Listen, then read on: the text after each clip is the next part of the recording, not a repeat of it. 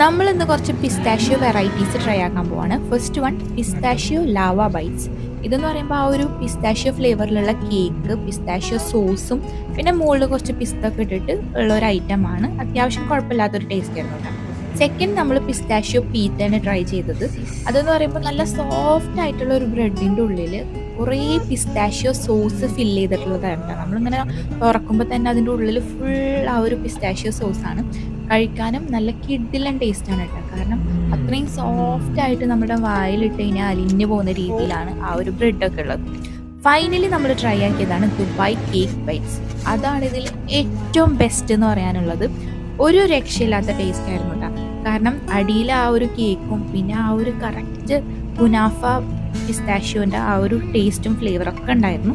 നല്ല കിഡിലൻ ടേസ്റ്റ് ആയിരുന്നു കേട്ടോ. അപ്പോൾ ഇതെല്ലാം നമ്മൾ ട്രൈ ആക്കിയിട്ടുള്ളത് റാസൽ ഖൈമയിലുള്ള ഗൾഫ് ബേക്കറിയിൽ നിന്നാണ് കേട്ടോ.